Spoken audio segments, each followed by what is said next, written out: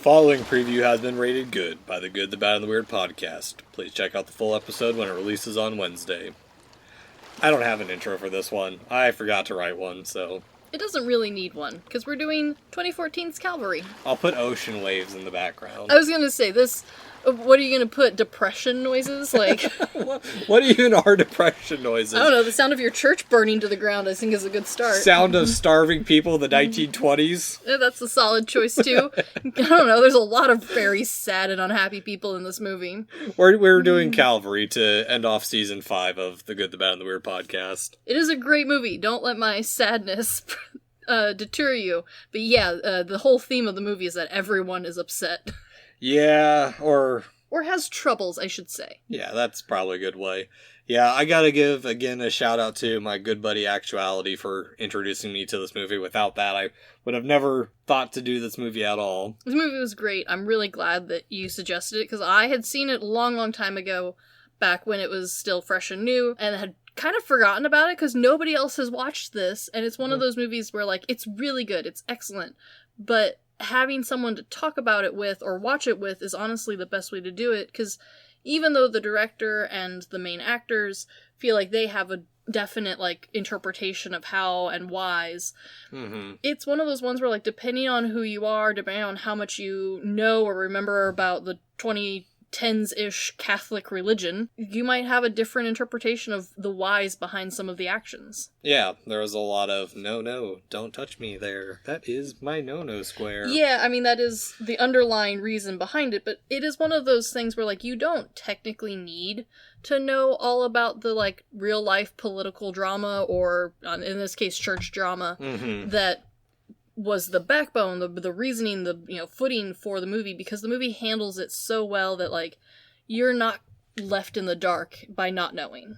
No, not at all. And I think that's what elevates this movie above quite a few of the previous religious movies we've talked about, where religion isn't the focus of it, but it is a major theme to it. Sure. And so, like, you can apply a lot of the ideas and messages from this movie to walks of life outside of the religious practice itself. Oh, for sure. And I think a lot of that has to do with how well this is written, how well the dialogue is written. Like, don't get me wrong, it's a beautiful movie. Like, the shots are great. I really enjoyed actually watching it. But the way that it was written, there left very little room for confusion or doubt on where the characters are coming from. No. Yeah, exactly. And the comedy itself is... It's one of those comedies where if you brought it up to someone, like In Bruges, I've brought up to friends before that it's one of my favorite comedies, and they're like, In Bruges isn't a comedy. I'm like, it straight up is a comedy. This movie's a comedy too. It's just not a ha-ha, it's going to end on a happy comedic note. Yeah, and I think a lot of that has to do with the director, who's also the writer for this film. The work that he had just done previous to this one was a comedy, but his comedy style is a dark, very dry comedy style, which fit in really nicely with continuing on the story for Calvary, because honestly, if it had been just a dry and cut movie, it would have been very difficult to get through. There's a lot of very heavy themes and concepts being talked about. Yeah, and it does it in a way that pieces, like, it definitely is a piecemealed movie, but it's all from one viewpoint compared to some of the other ones where Monty Python was a series of sketches. Yes. God's Not Dead was...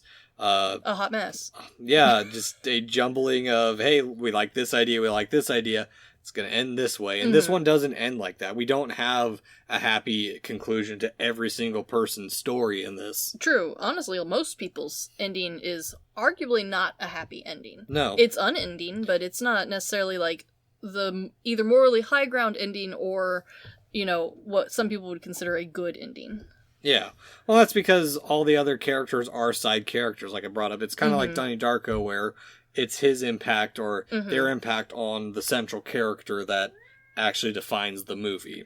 Oh, definitely. And I think having such a well-rounded and interesting character as our thing that ties us together through all of these different people's chapters, these very individualistic sections of the movie, is kind of what helps drive you as the audience to be most invested in the whys behind things happening, as opposed to just trying to figure out, because it's kind of a whodunit. It's a who gonna do it, but even though, like, normally in a movie like that, you're so invested in trying to figure out who it is, or how it's going to happen, or anything like that, this movie really spends more of its time having the audience question why people do things, as opposed to, like, solving the murder, or figuring out who the murderer is, or preventing the murder. Like, honestly, like, the murder seems almost definite. Even when the character thinks that he might take a easy way out, even then it doesn't really feel like it's not a definite ending. No, exactly. And it's open to interpretation. I mean, I don't have an answer for it still.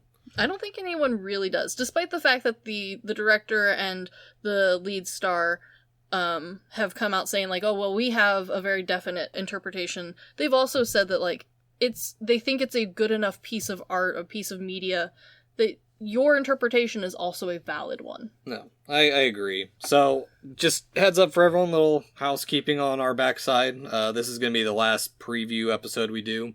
Just some stylistic changes we're looking at. We're still moving on. Season 6 is still coming. It is. Get excited. New games. Be fun. Yeah, we're excited for it. I just wanted people to know that we're ending this just because ideas that we want to change a little. Yeah. Mix it up. Try something new next time. Yeah. So, but anywho, this has been the Good, the Bad, and the Weird previews. Check out the full episode. Peace.